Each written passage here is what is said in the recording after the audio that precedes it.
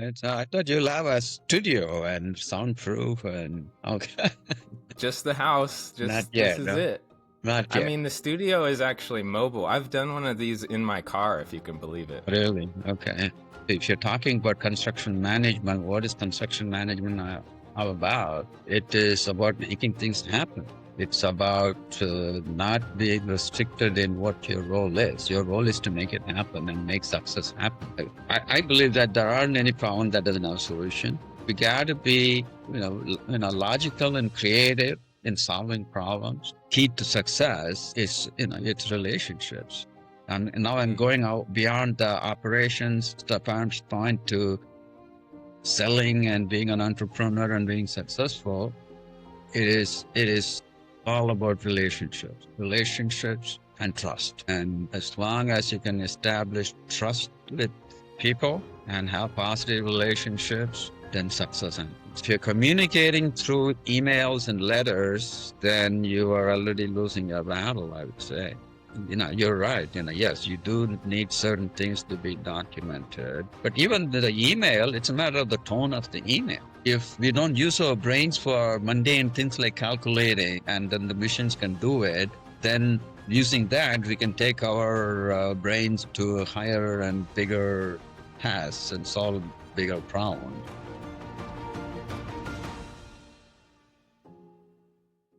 Welcome back to Constructive. Today I have a special guest that I actually learned about at a kind of important time in my construction career. I had spent about 15 years in the construction industry, but started in the forensic niche and just saw a lot of how construction projects go wrong and how much conflict can arise and miscommunications. I mean, structural failures, buildings not being able to withstand water, and all the ways that can lead into litigation.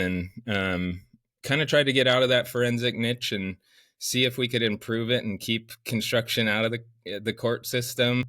But teetered around with just leaving the construction industry for a long time because I didn't love the conflict of it. It felt like managing chaos and just like a burning Titanic that you're trying to save some passengers a lot of times in the construction industry. But I started to hear about Sixth Dimension about 5 or 6 years ago, and it reinvigorated something that Mani had built at Sixth Dimension, reinvigorated a passion for me about giving owners more value, trying to actually do construction faster, cheaper, and better, but also being people focused and humble and relationship based, and really a human side of construction that I think it has to stay even if we adopt tech. And Mani, shortly after I joined, retired, which I was sad about, but that's why I've been hounding him to come on my podcast and just talk through his career a little bit. So thanks for joining us. And Mani, why don't you say hello and tell me a little bit. Are you willing to go way back to the start and tell me about your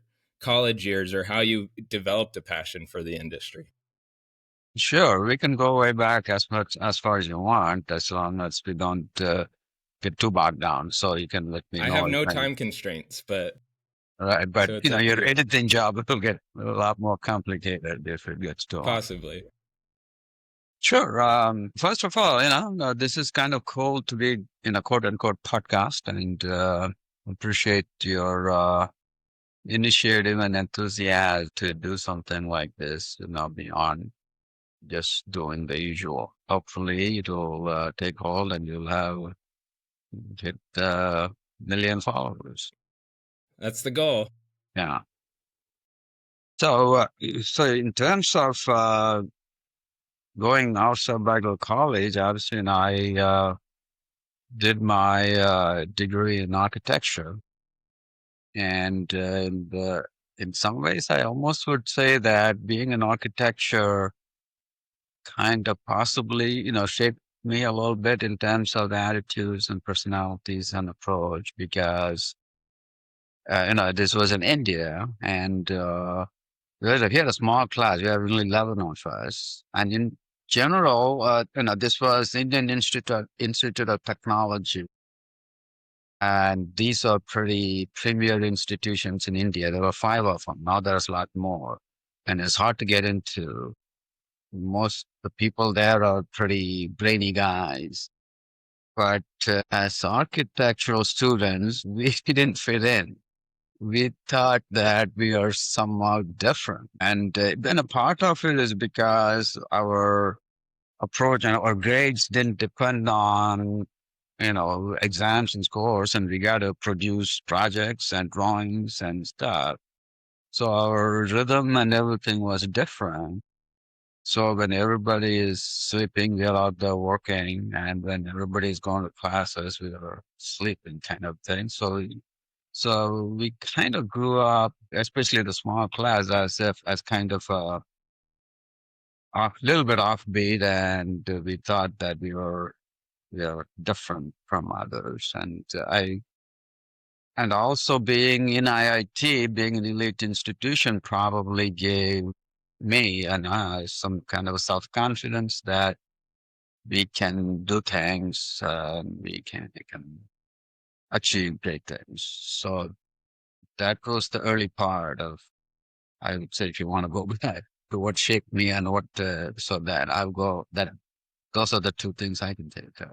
Do you think you can take yourself back to that time period and think how you envisioned architecture moving? Like, I had a lot of dreams when I was studying construction management about where the construction industry could go and how I could be a part of it. I wonder if you can remember some of those dreams you had for architecture and reflect on it a little bit. Well, to be honest with you, at that point, when we are all architect in architecture, I would say that I did not do justice to the idealism that we all used to have as being architectural students.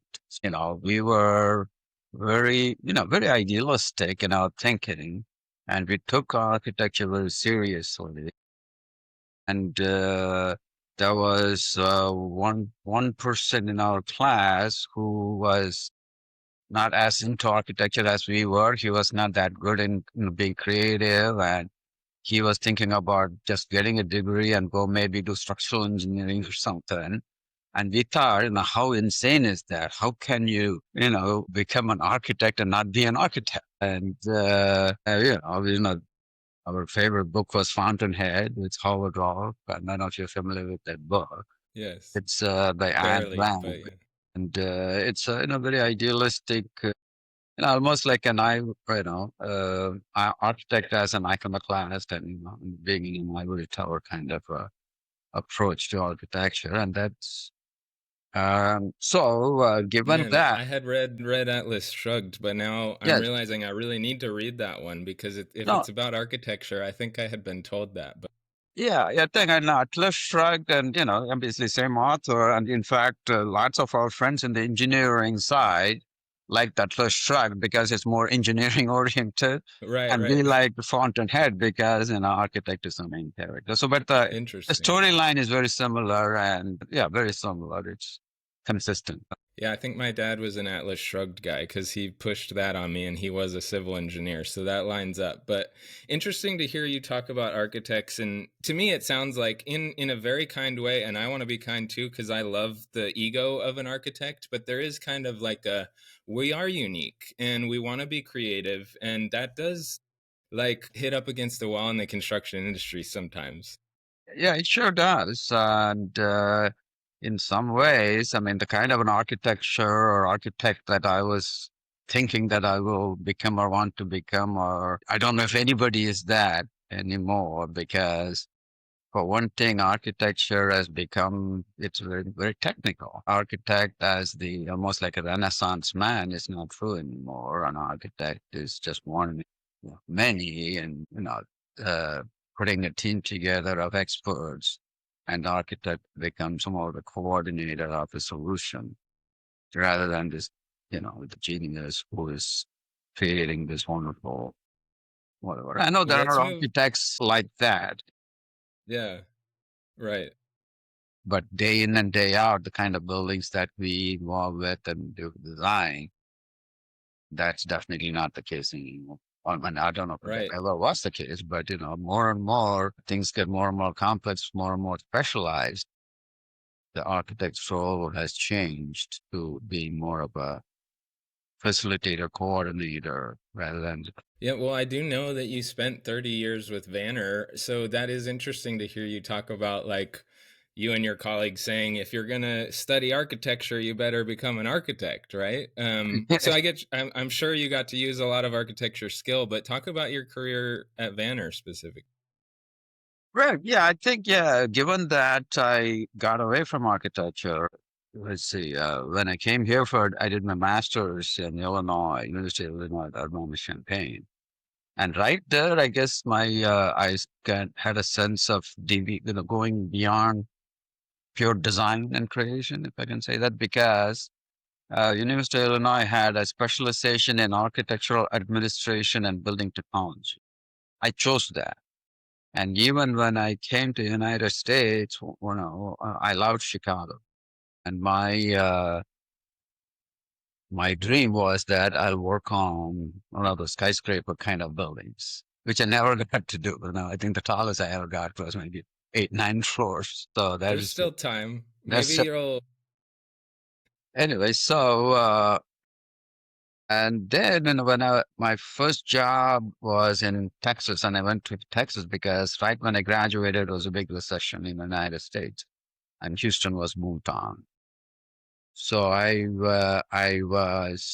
went and found a job in a small architectural firm in Baytown, Texas. And once again, there I can see how, in some ways, what I saw and what I was comfortable with led me to getting into construction management, because in those days, no computers, no AutoCAD. So you got to sit there with, pencils and draw and, make sure your sheet doesn't get dirty and so on and so forth. And so it was, as I said, it's about 4 or 5 of us. And that's what I was doing, on the drafting board.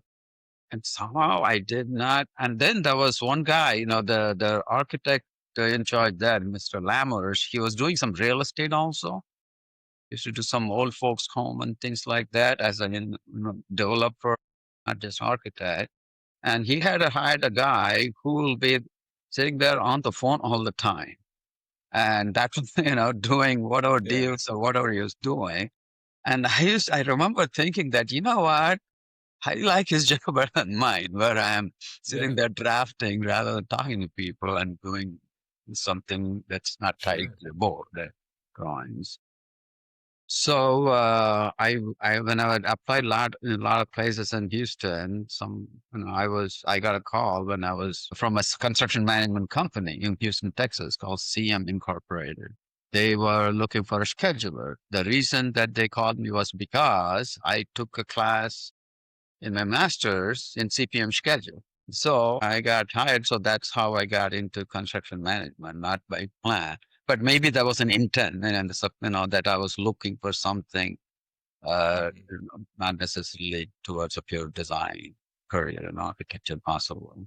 So it just was a perfect fit. So that was the start. I was scheduler in my careers to start with, and actually, again, I'm getting too far into my personal details, but I like it. Keep going. Yes, please. Did go back to India actually after that for 3 years with my wife, who I married here, causing a scandal in the family, but that's totally a side story. And for those 3 years in India, I worked for an architect. That's the only time in my career I was an architect. And that was fun. That was really good because I worked for one of the leading firms in what's called Madras, India. And my boss, Karche, he was English educated. So he had a thing for anything foreign. So he said, because I was educated in the United States, he thought I was, somehow I'm better than others, which kind of doesn't make sense. But somehow, he was a good marketer. He had his country club and he hung out there drinking his scotch. I'm a young guy, I was probably 27 or 28 at that time. He basically let me run his office, if you can believe that. It was amazing that I got such an opportunity at such a young age from this guy who just liked me. So in there, it was a lot of the fun because I got to do everything. I got to do design. I got to, manage the people. And in those days, especially in India, there was no construction managers. Architect is not doing the contract CA, contract administration. So I got to go to the field and see the thing being built. So it was a lot of fun. We had some good clients. We did some office buildings, and I did that. I did a 10-story building in India. So the tallest Wow. building I'd done was in India, not in the United States. And so it was really a lot of fun. It was really good, and I enjoyed doing everything and having a boss It's hard to who get experience like that now. like Like you that. don't really So, get a holistic mhm. experience of a Right. construction project. Yeah, yeah, it was good. So anyway, so I came back finally because my wife couldn't handle India.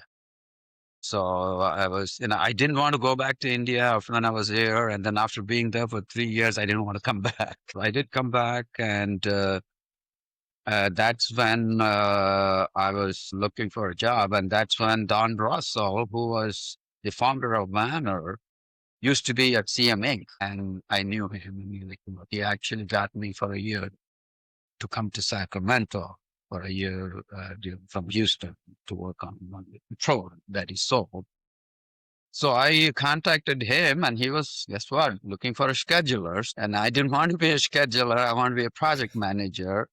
But he said, you know what, that's a position I have. Why don't you come on board, and I'll definitely give you an opportunity to become a project manager.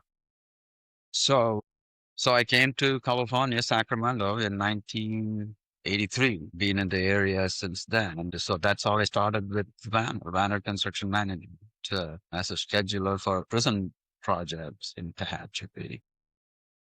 Interesting. The last project I had with 60 was at a prison, but talk about those 30 years. I mean, you spent enough time there. You don't have to go into tons of detail, but some of the favorite lessons you learned? What were some of the hard things that happened? Well, I think in terms of from a career perspective, or if I have some advice for young people, it is if you know what you want, insist upon it, and then it'll come to you. You will have to go get it. It's people will not give it to you. As I said, and I wanted to be a project manager. I was good in whatever I was doing, so I was an excellent scheduler.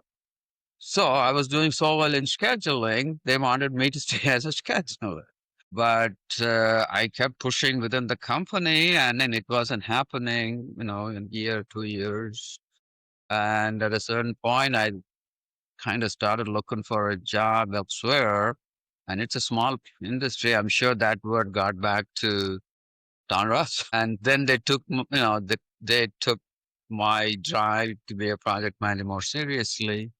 And they gave me an opportunity to be an assistant construction manager in Folsom Prison when it was being built. And from there, there was another prison project that that was supposed to be done in 1 year, 10 months from start to finish. And again, people like Don Russell and I'll get later on, Mansoor had confidence in me that they make me the project manager for that project after being in the field as an ACM for short time. And that project was a Did you, resounding success. There were three projects that were starting at the same time, identical design and everything, identical approach. Morrison and Knudsen was the CM for the other two. Vanner, the joint venture here, was for Tehachapi. And we got it done. We got the occupancy done on time. So, I learned a lot on that in terms of what it takes to get things done. And there's just energy. And if you're talking about construction management, what is construction management all about? It is about making things happen. It's about not being restricted in what your role is. Your role is to make it happen and make success happen. And so I had a construction manager who was awesome. His name was Weimer Schultz. And he had a lot of energy and good humor. And, in terms of getting contract together, it was a multi-front job too. So there's coordinations were like nightmare between concrete and the foundation were two different packages. But we just worked with the guys, we helped them. I'll give you a good example.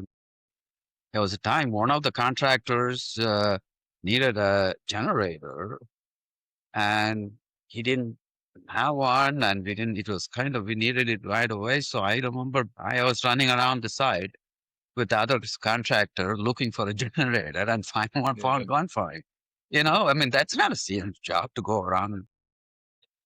But I think that's that's to me. I'm using it as an example of a mindset you need to have as a construction manager, Hmm. where your role is to help the contractor, and we lots of the time we get into a posture of us versus them. A Hmm. contractor is going to, mad being contractor is going to, steal from our owner. So we're going to defend the owner. And I mean, lots of the time our industry or some of our people, you know, may, start with that posture, which can be a self-fulfilling prophecy. Yes, Hmm. if that's what you were going to do, then, obviously the contractors are going to fight back and then you have a bad project. So another thing that I always told people to work for me is, especially in jobs with this low bid jobs, I'll hear, oh no, we got ABC and oh, those guys they're a claims contractor. And I'll tell them, okay, get that thought out of your head. Don't Yeah. go into a job just because they are claims contractor. Their history does not matter. You have a contract with them and you need to start with a positive mindset and make success happen. Try to see what is it that, like I said, how can we help them succeed? Help them make money. It's good to make money. So contractors are there in the business of making money. So okay Yeah. for them to make money and help them make money. And then the Right. I product. think owners want good partners too. They don't want to put contractors out of business. And as an owner's representative, I like knowing that they expect us to make partnerships with contractors and good relationships, because yeah, if we try to hurt our contractors, they're not going to want to try to bid the next job, right? Can we Exactly. talk more about what you saw as owners? Like, what did owners seem to want? What were some of the common threads? Because I totally agree with you, it's not ever really in the contract, like give Mhm. us weekly reports or monthly reports or KPIs. It's more of just like a, hey, do I respond when the owner wants something, and does stuff happen the way he wanted it to after he asked me to get stuff done? Did you notice Well, that? And what else? Yeah. orders come in all sizes and shapes, and there are owners who know what they want. There are, sophisticated owner who have in-house resources and people with the knowledge and skill that they have in the process, who are looking for additional help, advice, guidance, and resources. And there are owners who, have never done a project before, and their agency may not have done a project. Like school districts early on are good examples. Where in the last building project was probably 30 years ago. And so now suddenly they have this big hundreds of millions of dollars and they don't know what to do with it. So those are the spectrum of owners in terms of what they want. So the primary thing that we need to do as owners representatives is first thing to do is to understand what is it that the owner is looking for and how can we best serve them and just actually structure ourselves in a manner that best focuses on their needs and fitting our services and our people to help It them gives achieve. me What you're saying is giving me optimism for my job security, because I can't see even AI, as promising as it's been, really fulfilling that role for an owner. I think it's going to have to be a human. Yes, I think we should be AI powered humans for our owners. I think that will give our owners better value, but I'm glad to hear you say that, because I think that owners will always want a personal touch, right? Absolutely, yeah. I personally think that based on history, construction has always been the last adapter of technology generally compared to most other industries. I think part of the reason is what we do is always one off, mostly. I mean, most of the time it's one off. very specific to what that particular project is, that particular, and so anytime you try to come up with a factory like production, it becomes difficult. And the uniqueness of the site, the particular characteristics and so on tend to make each project unique. So I don't know if you're talking about AI and so on, if AI is going to help the construction industry overcome that that fact that it's all one off. I don't know. It is hard not having much repeatable work in our industry. Like every project is unique, snowflake. I agree with you. That's a hard problem to solve. I'm optimistic about it. But let's get into So like like as you're going going from from assistant PM, managing projects, talk about some of the lessons you learned. Maybe even just how you moved up in your career. You talked about getting what you want.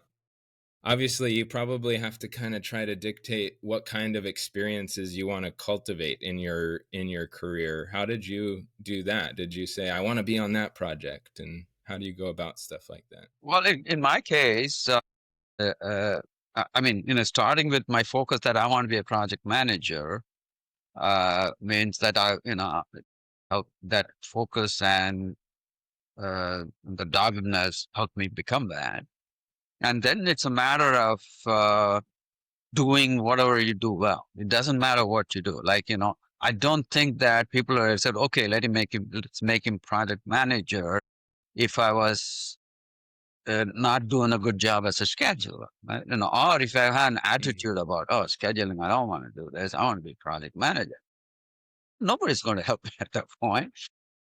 Agreed. But I did go to, scheduling as well as it can be done, I believe, which makes people, when they see that I am really set on that, then to, in fact, uh, so in terms of the success, quite a lot of, beyond, first of all, understanding the owner's needs, that's where you start with.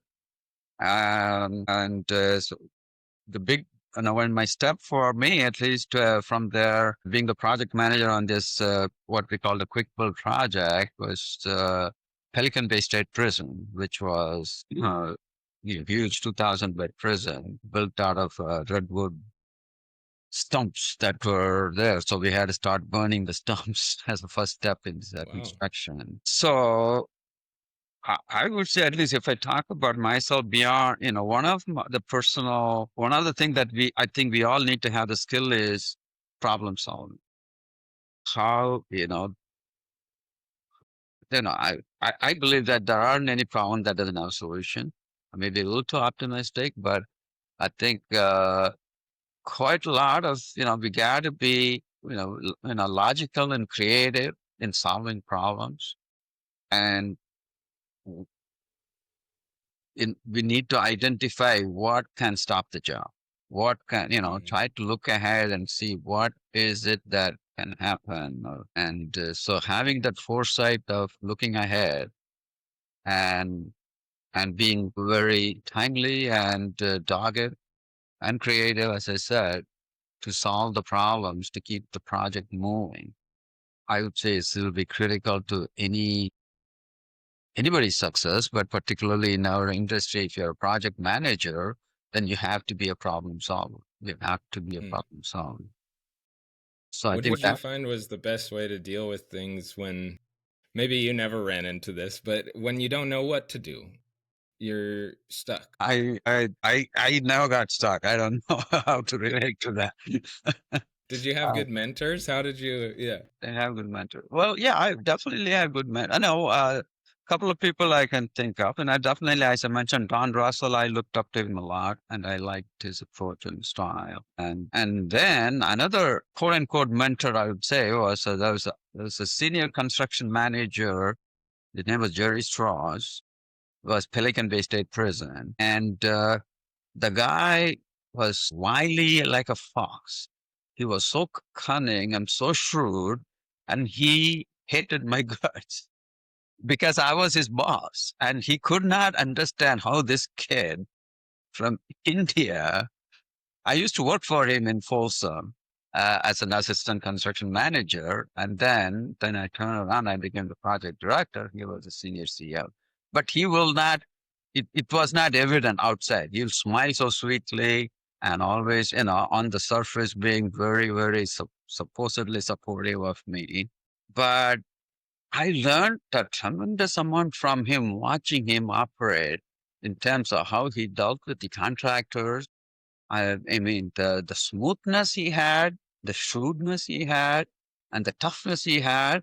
Wow, he was a master. He was just a total master. And so, even though he didn't set out to be quote unquote my mentor, I learned, I think I learned more from him than anybody who really wanted to help me and bring me along, because that guy he was just good. He was just great. And just the nuts and bolts of dealing with contractors and teams and people and, negotiating and solving problems. I really learned a lot from him. What do you think? What led you to want to become an entrepreneur then? I mean, you ended up starting your own company, right? Oh, that was not by choice. I mean, I I never thought of myself as an entrepreneur. If I was, I would have become one much earlier than 59 years old. So, I mean, after being very well successful within Vanner and being at the point, being executive vice president, kind of a number two guy for Mansoor, I thought I was happy and I was going to spend the rest of my life in that role. But, there was some issues that happened at that time with Vanner, where there were differences between management and ownership that led to the President Mansour leaving the company. And so that was a pretty crucial, obviously, point in my life where I was very much Mansour's guy, and they did not think that I wanted to continue with Van or like that. And so I decided to quit also. But when I quit, I knew what I did not want, but I did not know what I wanted. It was very clear to me that I did not want to go work for another company, because at that point, given my age and then being what I was with Vanner, I was pretty much set in my ways, and I didn't know how I can fit in with another corporate structure and then kind of prove myself and work with the system. I didn't think that was going to work. So I thought, you know what? Why don't I try to be on my own? I did not set out to have a vision, so to speak, about I'm going to create the sixth dimension that's going to be A, B, C, and D. No, I just thought, okay, I don't want to work. I don't want to be with Vanner, so I quit. I don't want to work for another company, so I'm not going to look for a job. So I'm going to be a consultant. And I was hoping I was going to find out if what my place in the industry is without Vanner. Did people respect me because I'm the executive vice president of Vanner? Did they like me because of my position and so on? Because for myself, I didn't know at that point. But pleasantly, I found out that clients, primarily all the clients, when I left were, wow, so rallying to me in terms of how can I help you? And I tell you, the day I left, the next day, I had a contract next day. And other clients told me the project that are coming up and gave me, so that gave me some lead time to create a strategy to do a joint venture, because I was a one-man show and win some jobs. I tell you, and then the first year, within 6 months, I went after projects with a joint venture, and I was beating Vanner, Kitchell, and all these typical major players. So that was cool. That was fun. That was amazing. And in fact, the first project I went after in terms of And first, the second project with Department of General Services was access barrier removal for state office buildings. State office building, yes. And they had 4 regions. So I had a joint venture with APSI, and we were wondering, we thought maybe we should just go after one, whichever we think we are the strongest. Because out of the 4, we are going against URS and AECOM and Vanir and Pidgeot. So we thought maybe we should pick one and go for it. But we kept on thinking, but then finally, we decided to change strategy, and we were trying to put together teams, and we could see that we can actually put together teams for all 4 of them. So we said, let's. So we submitted our for all 4 regions.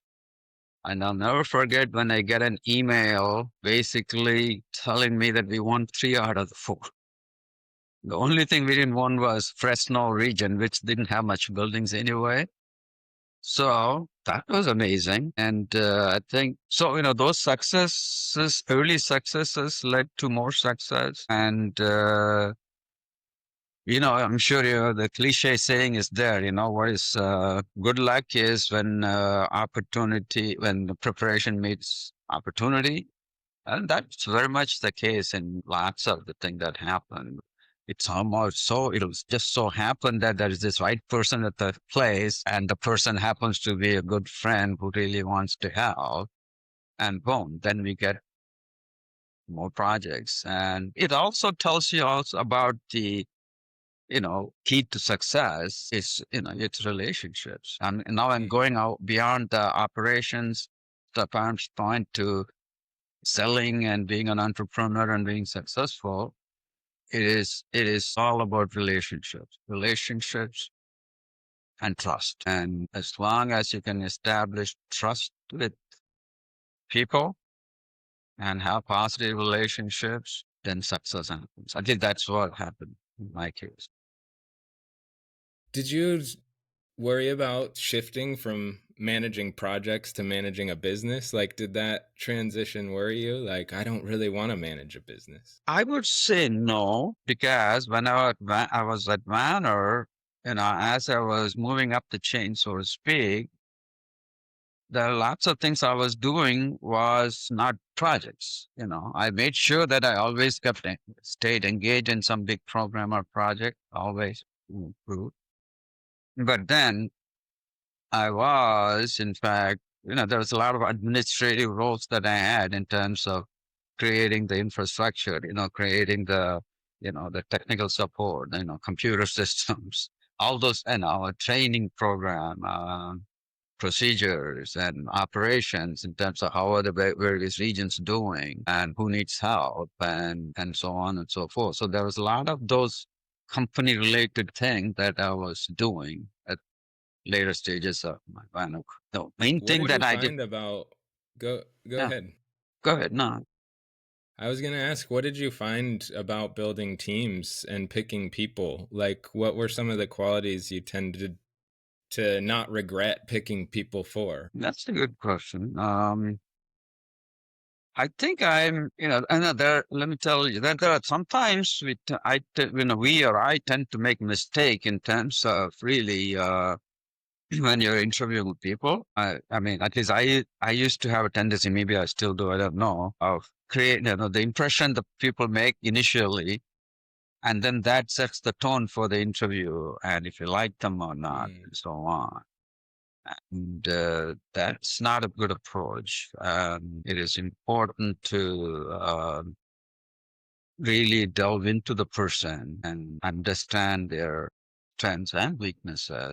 So, reacting to the personality and the initial rapport can do 2 things. Number one, you may get carried away by the personality and potentially hire the wrong person, or you may not hire a person who could be so good because they're a little bit awkward or shy or, a little bit intimidated or whatever the reason could be.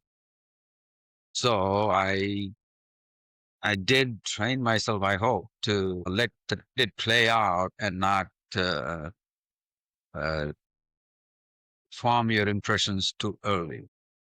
Sure. One of the things I noticed joining Sixth Dimension is one of the core values that you had put in place was humility. And that's not necessarily like a typical thing to hear a company put as their core values. I had Mhm. come from an industry that, I mean, a lot of them do have family values too, and humility may be included, but American culture is about like pride and ego. Mhm. Why do you value humility? I value humility because I had a couple of people in my life who are very important people.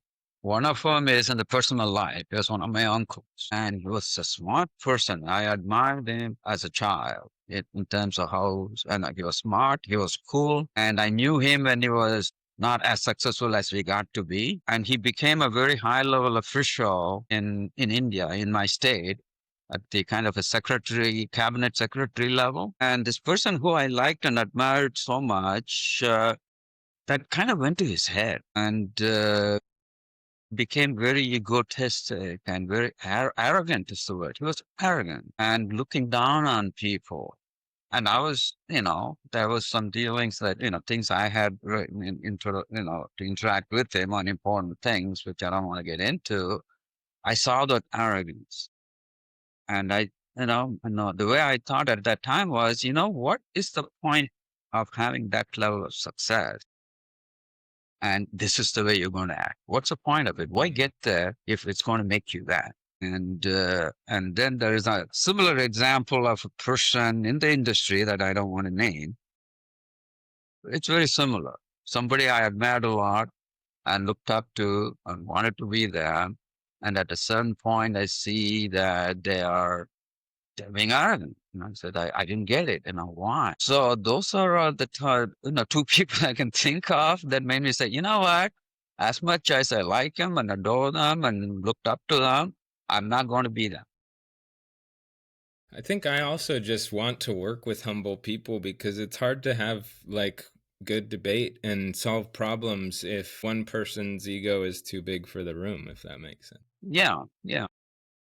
Yes. And some of the things that, in the Vanir days, we'll have a banquet and, that's probably about 300 people, and then there'll always be a head table. And I think people used to try to jostle to get to the head table because you'd be with the owners and stuff. Yeah. And I hated that. I would do anything I can to get away from the table, be somewhere away from it, just a table with the people, Yeah. And one other thing I told Carl and Terry was, guys, don't care how big you guys, Six Dimension gets beyond my time, and you guys have a banker or whatever things you have, you should never have a head table because all Yeah. tables are equal.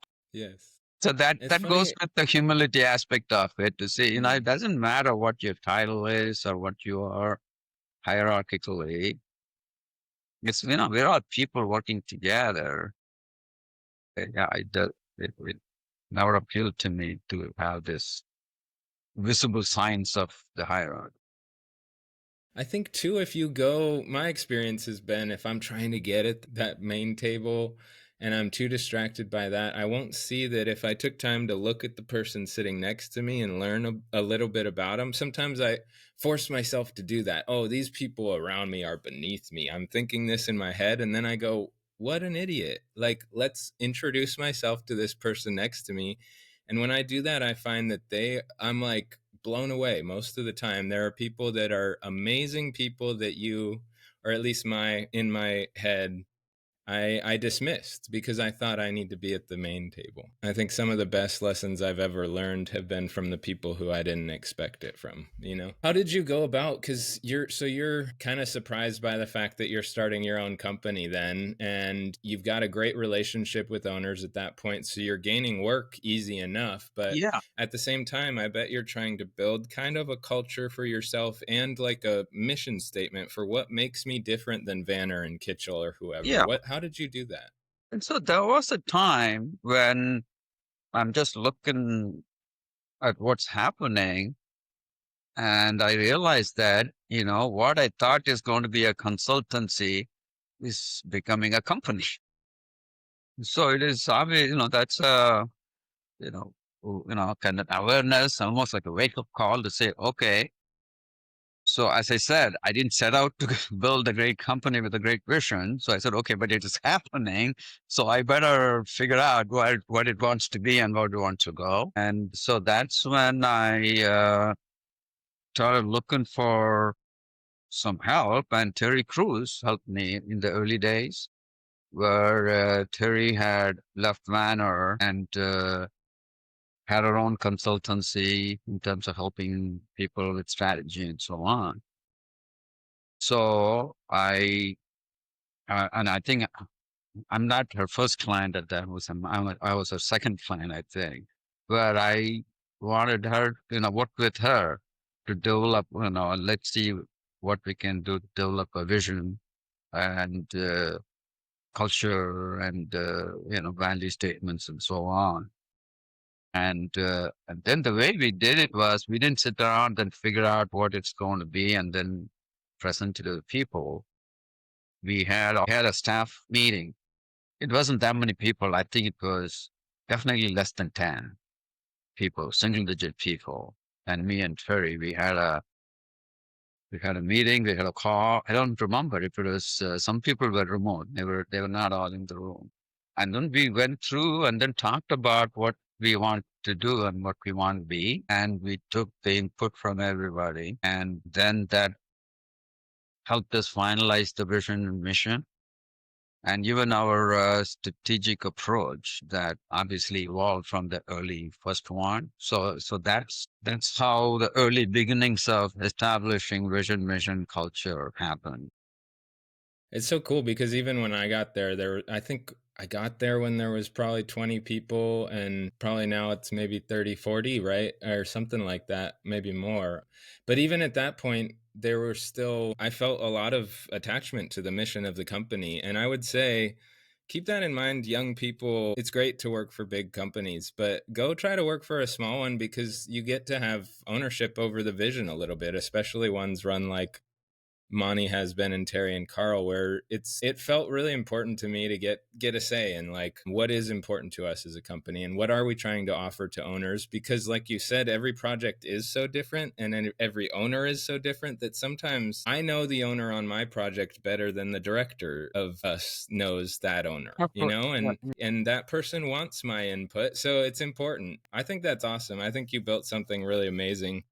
I don't want to. I think we could spend hours, but I don't want to. So I want to try to wrap this up. But in this amount of time you've had to reflect on your career, talk about some of the things you look back on and think kind happily about, or some of the things you wish you could still impact the construction industry with. If you ask me this, everything that I've done, the things that I'm more proudest of, or think that I great accomplishment and excitement, are projects.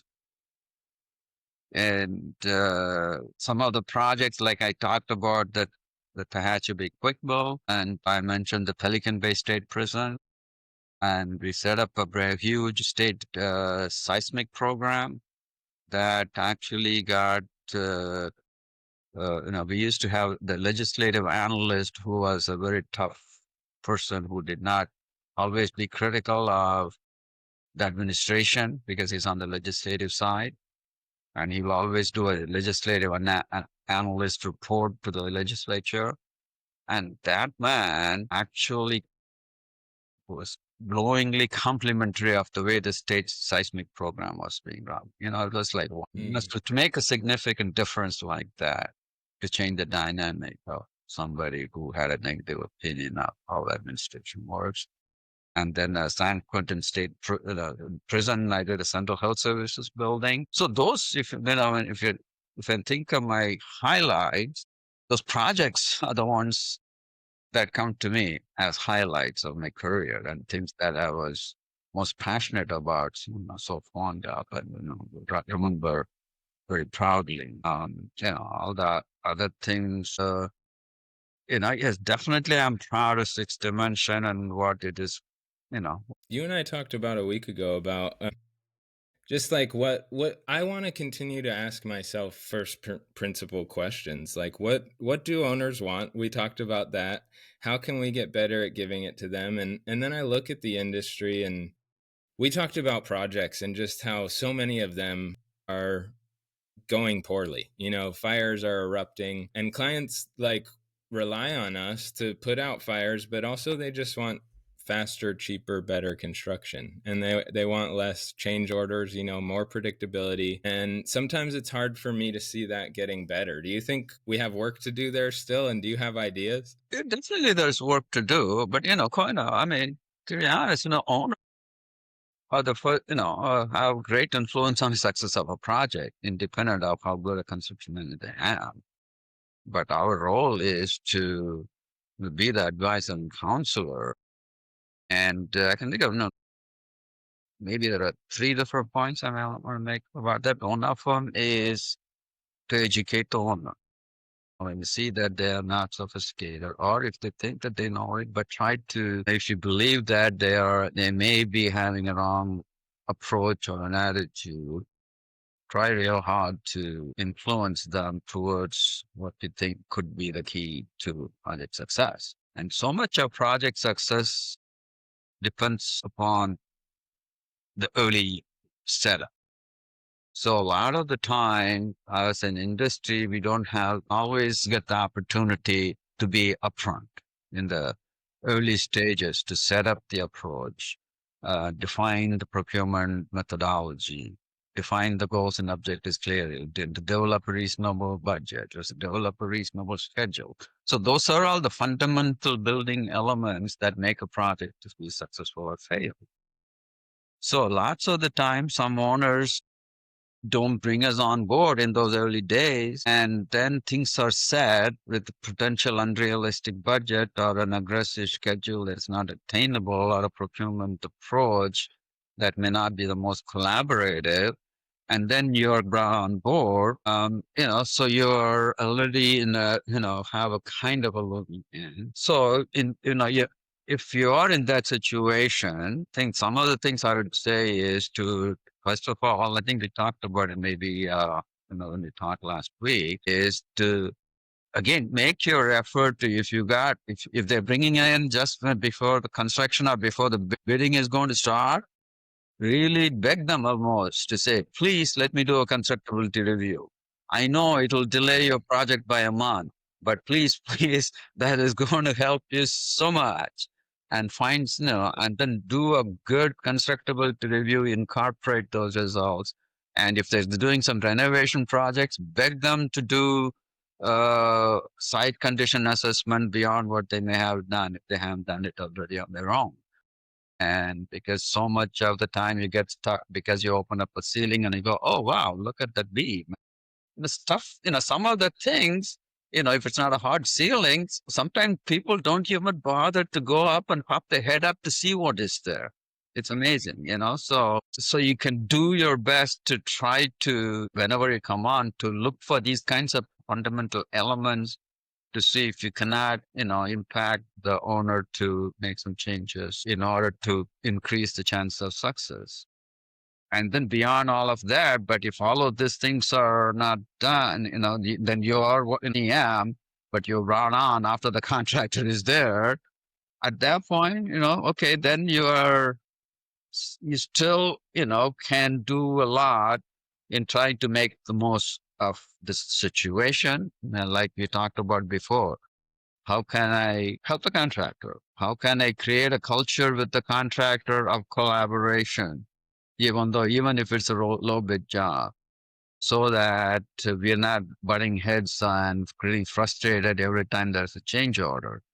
Be reasonable. Okay, it's a change order. It's a change order, and deal with that and have hopefully a trusting relationship, mutual respect with the counterpart in the contractor side, and come to reasonable uh, agreements, and to work with them and being so helpful and as an extra resource rather than an impediment to make the project happen towards the Can we solution.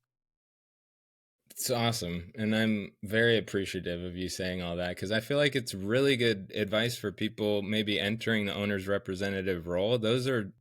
You outlined the job pretty well right there. Can we talk a little bit about communication? Because I bet in your career you saw maybe, I don't know if I'm aging you too much, but maybe you saw before email.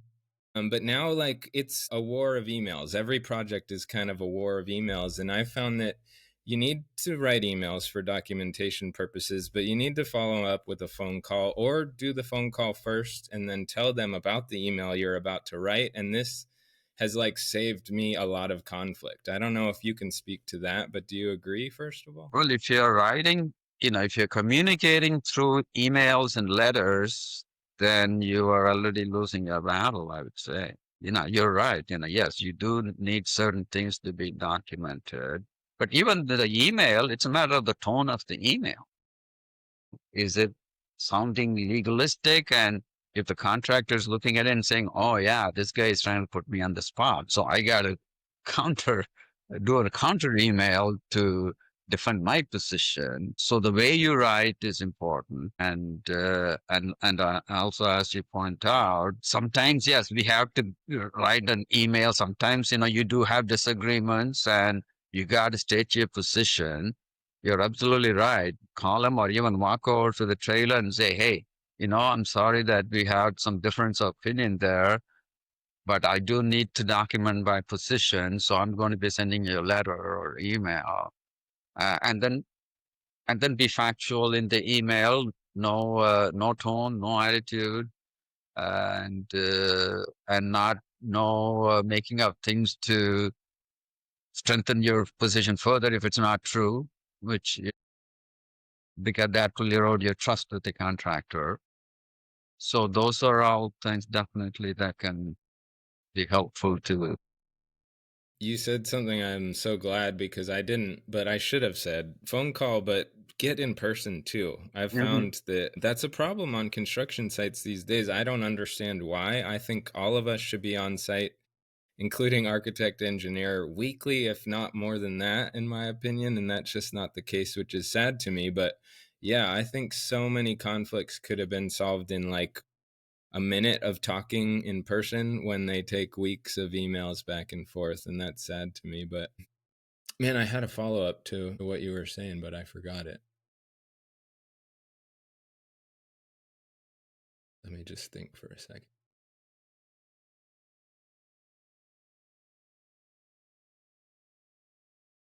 No, totally lost it, Mani. I'll tell you a little bit story if you have a minute about. Please. Perfect. Now, this guy I was talking about, Weimar Schultz. I'll talk about conflict resolution. Okay. Um, he had a superintendent. His name is Sid Osborne, and Sid was a hothead. And I was there. I used to go to the job. Said 2 days a week and on the job site. I know, in Tehachapi.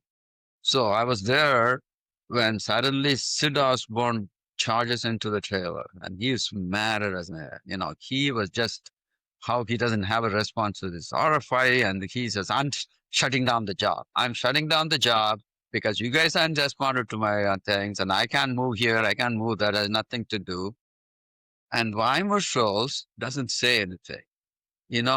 He's basically very quiet and he's beginning to gather up all of his papers and stuff. And he's getting his briefcase. And Sid is looking at him. He's getting confused. He says, "What are you doing?" And Weimar says, "Well, if you're going to shut down the job, I can as well go home. I don't know what to do here." So both of them start laughing. And I thought, what a cool way to diffuse a angry situation, a potentially angry, situation. So true. So true. So that's where it comes to personality and style and humor in dealing with people and things and not taking yourself seriously. And I think not take them seriously when they think that they're out of hand. Don't react to their anger. So this all goes with communication in terms of how to be positive. If we could end with this, as a grandfather now, is your hope for your extended family to go into the construction industry or not? And if they were to want to, what would you say to them about it? Well, my children didn't go into the construction industry, so I don't know if the grandkids are going to go. So, but I don't know, I mean, that will take an hour of conversation because at this point, when I look at what's happening with AI and stuff, I really worry about it. And I don't know, it's going to be such a different world as to what are people going to do.